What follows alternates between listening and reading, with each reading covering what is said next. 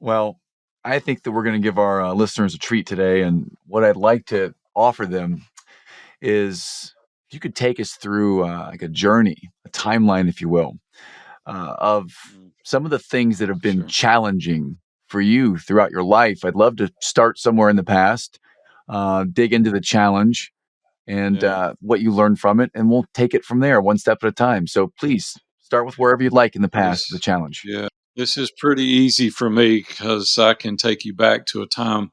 I got started early, Matt, in the entrepreneurial journey. I was 18 years old when we started our first business. And I kind of did the grit and determination thing for, the first 10 years of my career. And that panned out okay, but it was hard.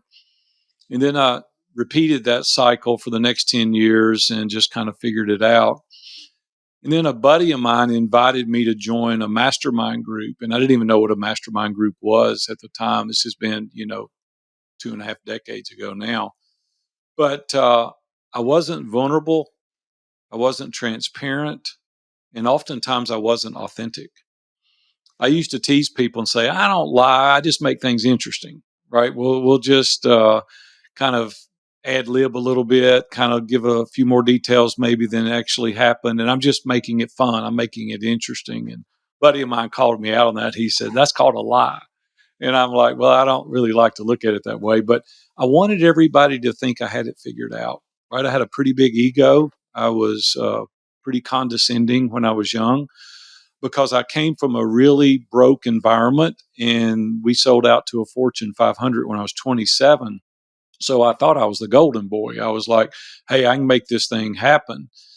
And then I repeated that again. And then I was humbled back in 2001 with a automobile accident that took the life of a pedestrian. And it really set me on my heels and made me to really reevaluate my life and the things that I was living for, and became much more authentic, a lot more vulnerable, a lot more transparent. And I found out that at the intersection of vulnerability and transparency is where real strength begins.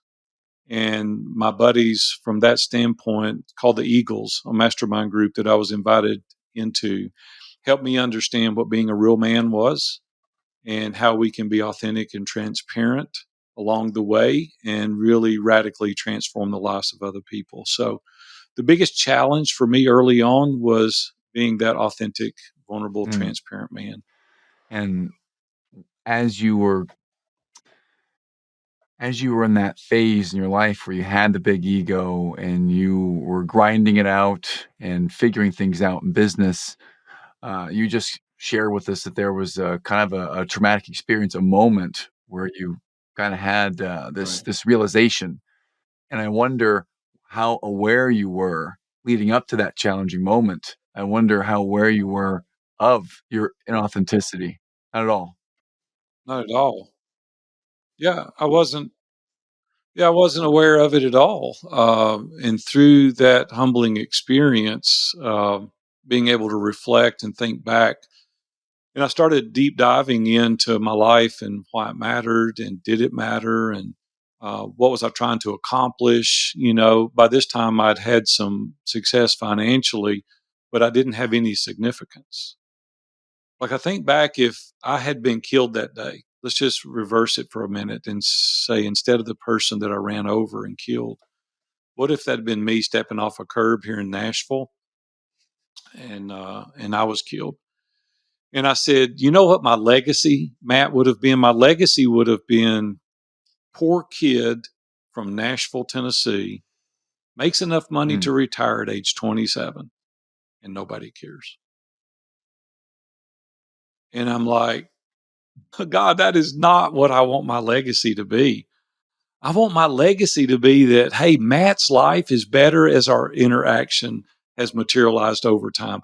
Our life is better now because I'm pouring into somebody. My life is better now is because I've helped change the trajectory of somebody's life. I've maybe changed a family tree. I've made an introduction. I've been able to give that encouragement. I've shown empathy to somebody that they've needed at a time in their life where they really needed the sense of encouragement and empathy. Mm. And when I started thinking through that, I said, I'm not doing any of these things. Like my focus was on another business, making more money, getting a vacation home, having a sense of Mm, security, having a big net worth. And I'm like mm. embarrassed. And I'm like, man, I've got to change this path. So it was a real shift for me mentally to do this deep dive and put me on a new path. Well, well, thank you for sharing that, Aaron. When you started to make this transition to the new path after the accident, what was that like? Kind of discovering transparency and authenticity and vulnerability for you. Yeah. So I have to take you back even a little further. So in the early 90s, I was headed to the office, and the Chamber of Commerce was hosting a speaker at Luby's Cafeteria in Madison, Tennessee, just north of Nashville. And I almost drove by the entrance and I said, I need to get on to work. And then I thought, no, I want to stop and hear this guy. So I stopped and went in. There was about 20 people there, and this guy was up there speaking. And it sounded like a pretty cool concept. But after the meeting, I went up and introduced myself to him, and I said, hey, I just built a new business about a mile from here. You want to come check it out? And he said, yeah, sure, I'd love to. So I got to go back that way anyway. So he stopped by the office and looked at it. And this guy was starting a radio show here in Nashville. And this is in the early 90s. And he said, hey, I would love for you to consider advertising on my show. And I said, no. I said, I've never heard of you. I have no idea what you're doing. I just heard your presentation and it sounds pretty interesting, but I don't have any interest. He said, I think your show would do well, or your business would do well on my show. And I said, no, I'm not. I'm not interested. I get pitched every day for marketing. And he said, I'll tell you what I'll do. I'll give you a free week. If you'll just try me for a week free, you have nothing to lose. Then we'll have a discussion. So I said, okay, let's do it. So I got on his show, had a commercial promoting, our business. Man, 3 days in, I can't even begin to tell you the amount of people that were coming in our store because the show was being hosted in Nashville. And I called him up and I said, man, I don't know. I don't know what Kool-Aid you're selling, but these people are drinking it and I'm interested in continuing on advertising. He said, well, if you do that, you'll have to sign an annual contract. I said, 3 days ago, I just met you. Now you're wanting me to sign an annual contract. And he said, yeah, if you want to continue on my show, it's an annual contract. And I said, I'm going to do it because business has been so good these past 3 days. I'm going to do it. That was my first encounter with Dave Ramsey. Oh, wow. Dave was just starting his show here in Nashville. We both live here in Nashville, and I went on to sponsor his show for 21 years.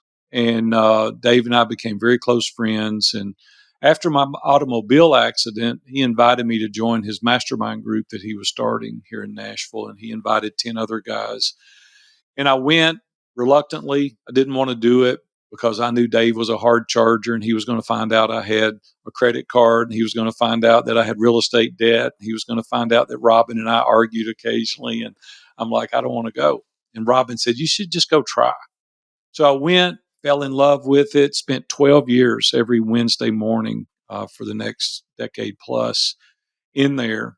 And that is where I learned to be vulnerable and transparent, Mm, surrounding myself with these non-biased trusted mhm. advisors. They didn't have a dog in the hunt. They were able to walk alongside of me and encourage me and help me, and I could them. And we took each other to task. We held each other accountable. We walked the journey together, and we did that weekly for about 12 Mm. years. And so that's the place where I really understood what it meant to be vulnerable and transparent.